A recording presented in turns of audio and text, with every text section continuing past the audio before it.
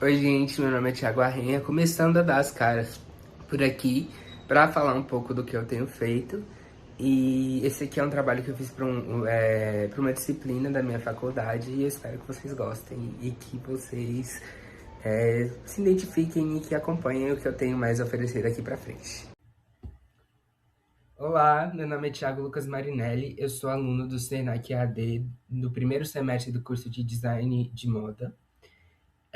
Essa aqui é minha produção textual individual do componente Teoria da Moda.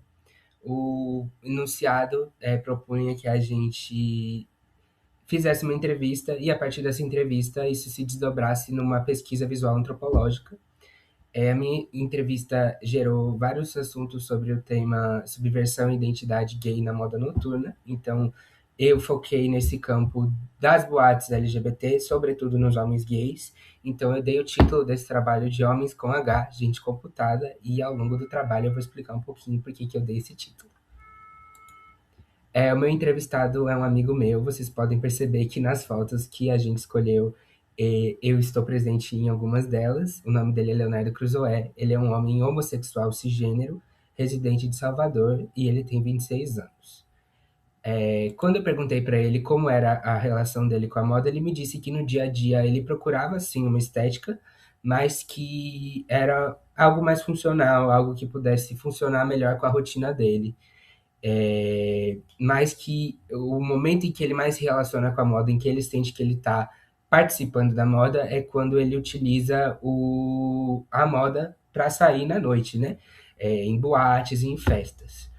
E aí eu perguntei o que ele usava, eu vou voltar aqui no slide das fotos para a gente entender. E ele me disse que ele gosta muito de usar regatas mais apertadas, que mostrem o corpo e que sejam confortáveis para dançar. E também um outro estilo que ele tem utilizado muito é essas camisas de time.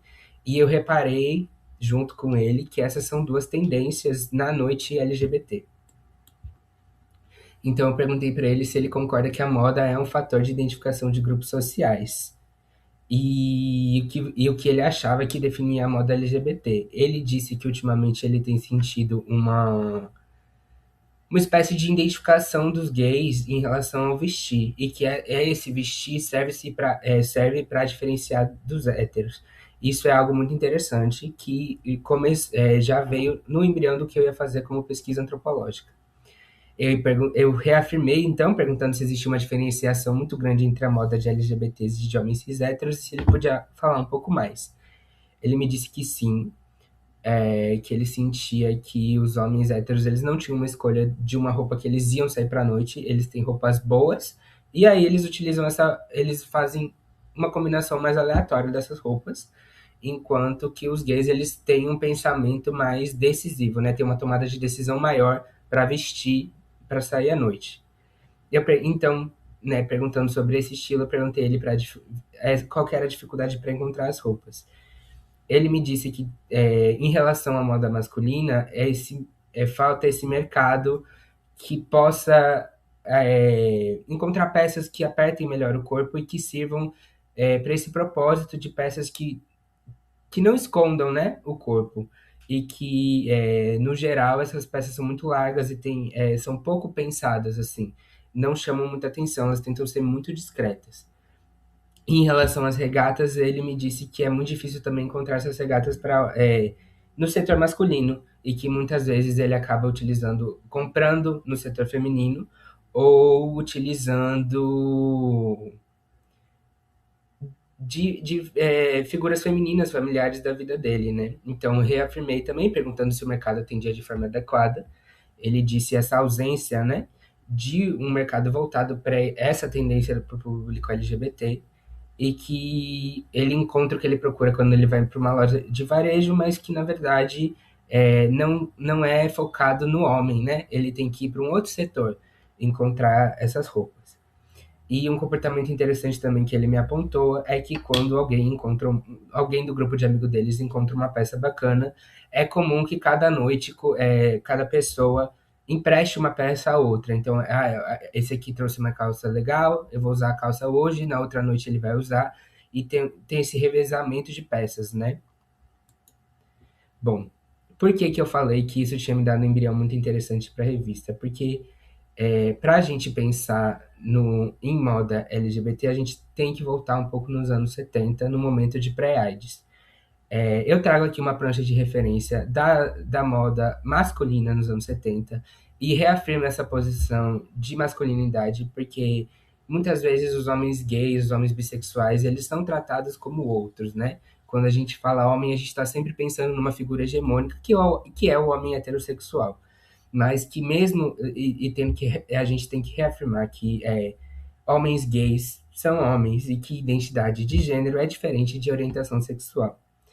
Eu trago aqui um recorte bem diverso sobre a moda masculina dessa época pré-AIDS. E eu trago até o Pelé aqui destacado no meio da imagem, porque mostra como, até em figuras que ditam o comportamento heterossexual, a roupa era mais justa, muito mais justa do que o uniforme de esporte é hoje. Esse ano a gente tem Copa, é um momento interessante da gente comparar. Mas olha como a blusa já tem um caimento diferente, também pelo tecido, que era muito diferente, mas que ela é mais justa. E os shorts é muito mais curto. Hoje os shorts são muito mais próximos do joelho. Esse momento ele é muito marcado pela revolução sexual. Então, o corpo estava muito em evidência, a sensualidade era muito em evidência, e era um movimento de muito mais flamboyant dos homens, sejam eles heterossexuais, sejam eles homossexuais. Acontece que a partir do final dos anos 70 e início dos anos 80, a gente tem uma evolução muito grande e repentina do vírus do HIV. E quem vai sair como culpado, entre muitas aspas, é a comunidade LGBT, sobretudo os homens gays. A gente tem aqui no canto esquerdo a figura do Fred Mercury, que é uma pessoa importante que a gente perdeu para a AIDS. E que a partir desse momento, a moda masculina ela vai tentar diferenciar quem é o homem hétero e quem é o homem gay. Então a moda ela perde em cor, a moda masculina ela perde em cor, ela pede em formato, né? As modelagens passam a ser muito mais singelas, as estampas ficam muito mais discretas e a paleta de cor também. E isso é algo que vai se perdurar até 2010. A partir disso, a gente tem uma série de movimentos de contracultura que vão questionar essa masculinidade e de como essa masculinidade é expressa. Eu trago aqui dois artistas, dois movimentos artísticos dos anos 70 também. Um deles é o Ney Matogrosso, que está muito em alta hoje em dia. Ele teve o filme dele, lançado ano passado, Homem com H. Foi tema de enredo de escola de samba esse ano. E foi uma tendência muito grande entre os homens, especialmente LGBTs, as fantasias de carnaval esse ano. Do outro lado, eu trago o Giz e Croquetes, que é um grupo de teatro gay também, dos anos 70. É interessante pensar que, mesmo com a libertação sexual, ao mesmo tempo a gente tem a ditadura militar aqui no Brasil. E havia uma regra, assim, de que você tinha que portar até 3 peças de roupas do seu próprio gênero. Minto, você tinha que portar no máximo 3 peças de roupa de outro gênero. Isso é muito subjetivo. Então, a partir do momento em que um homem afeminado, um homem LGBT está na rua e ele encontra o militar pode prender ele, afirmando que qualquer roupa é feminina, né? Hoje a gente sabe que não existe isso de masculino e feminino. E é algo que a moda tenta desconstruir, né? Pensando tanto no Ney Matogrosso quanto no Dizzy Croquettes, a gente tem aqui uma subversão desses signos da moda. Os dois grupos utilizam roupas é, tidas como femininas, que permitem que o corpo se movimente e acentue esses movimentos de dança que não são pensados para um corpo masculino, tradicionalmente, né? O Ney, ele tem muitos relatos de que no começo da carreira ele fazia a própria roupa, e no caso dos Z Croquettes a gente tem um movimento muito interessante de composição de figurina, que eles recebiam um grande aglomerado de roupas, e a partir dessas roupas eles iam entendendo o que fazia sentido para cada quadro. Eles montavam uma espécie de teatro de revista.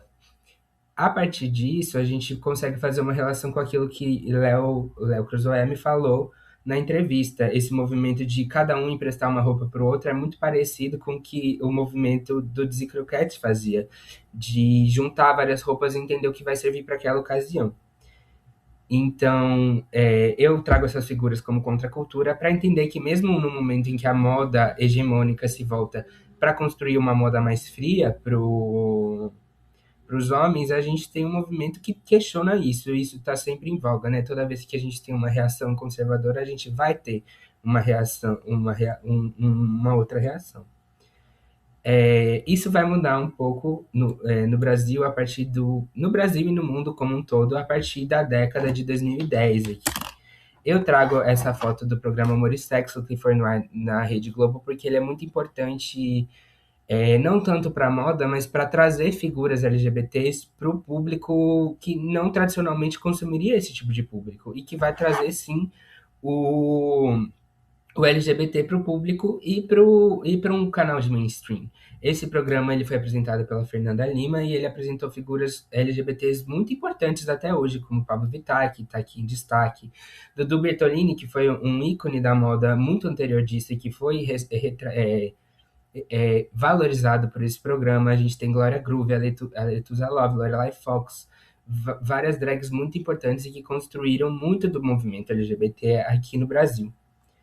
Agora trazendo um pouco, entrando, enfim, na parte dessas tendências que eu apontei na moda em relação ao que o meu entrevistado me trouxe, eu pensei em inserir essas duas tendências que ele me disse, a de regatas mais apertadas e das camisas de time nas boates LGBTs em duas tendências de comportamento apontadas no momento pós-pandemia. É interessante pensar que esses dois comportamentos parecem muito diferentes, mas eles são só duas formas de se sentir bem consigo mesmo. Eles não são opostos, eles são complementares. A primeira tendência é um comportamento glam, é um comportamento festivo que vai olhar muito para os anos 70 e que vem desse momento em que a gente vem de um isolamento e vai para a festa e vai sair, então cores muito vibrantes, paetês, modelagens excêntricas, estampas fortes, muito pensados para a noite.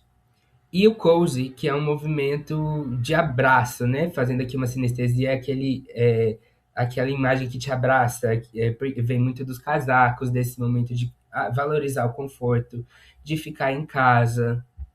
E a partir disso, eu venho falar da primeira tendência que ele me trouxe, que são essas regatas mais apertadas e que eu relaciono com a tendência de subversive basics, os básicos subversivos. O que é um básico subversivo?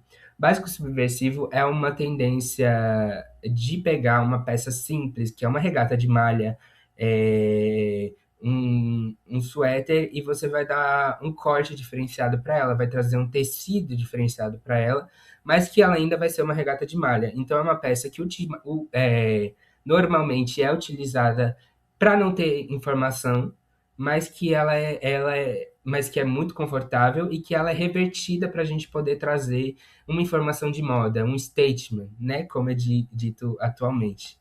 Eu trago aqui no canto esquerdo uma foto da Beyoncé e do Darius, o dançarino dela, porque eu observei que durante a turnê Renaissance, que ela fez em 2023, muitos dos dançarinos usavam esses subversive basics, essas peças simples e que mostravam o corpo, mas que eram muito confortáveis.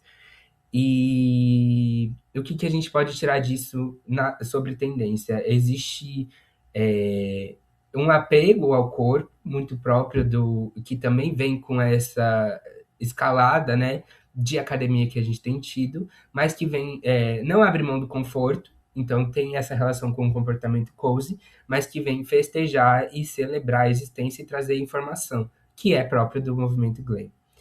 E pensando, eu confesso que essa segunda tendência que ele me trouxe sobre as camisas de time me trouxe um pensamento, quebrou um pouco a minha cabeça, porque eu considero, e historicamente a gente sabe que pessoas LGBT, sobretudo homens gays, durante o período escolar, eles sofrem muito com na aula de educação física, a gente sabe que os esportes não são, historicamente, um movimento de acolhimento dos LGBTs.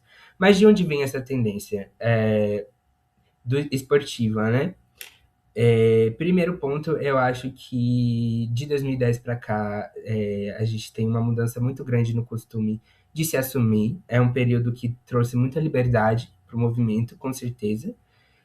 E a partir disso, mais pessoas que não se assumiriam antes, passam a se assumir. E também, então, passam a reivindicar posições que não normalmente cabiam a um homem gay, por exemplo, os esportes.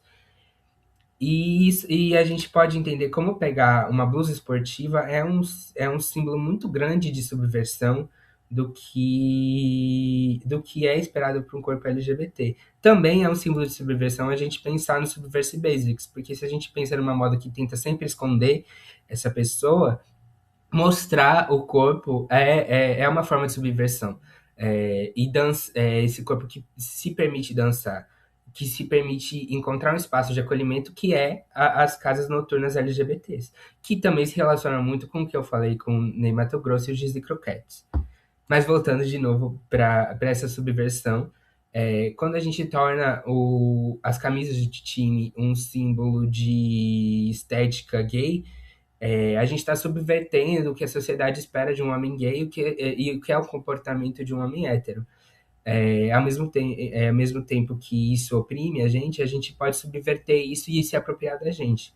Então, eu trouxe aqui três tendências em relação a isso, que são de três cantores que têm muito apreço pela comunidade LGBT e muito apoio. É, Aqui na esquerda eu trago a camisa da cantora Rosalía, que ela fez em parceria com o Real Madrid. E eu confesso que foi o primeiro boom de camisas de time que eu vi na noite LGBT foi em relação a essa camisa. Ela fez em parceria com o álbum dela, Motomami, e a gente vê que é toda a composição da camisa do Real Madrid, mas que em vez do logotipo do time, a gente tem o logotipo do álbum dela, o Motomami. No meio, a gente tem uma parceria do cantor João com a Adidas, e esse cantor ele canta assumidamente sobre ser bissexual. Então é muito interessante quando a gente pensa nesse time LGBT. E aqui no canto direito a gente tem ensaios da Anitta, que em 2025 o tema foi esportes, né? O ensaios que é também uma turnê muito esperada por LGBT, muito frequentada por homens gays. Então é interessante a gente pensar que, finalizando, né? Que a partir que enquanto nos anos 70 eram os homens héteros que tentavam se diferenciar dos homens gays, hoje os gays tentam criar os próprios signos de identificação, como foi relatado na entrevista, e como que esses signos se subvertem, se relacionam com a própria experiência, né? Então, esse foi meu trabalho. Foi muito interessante trazer esses apontamentos e obrigado.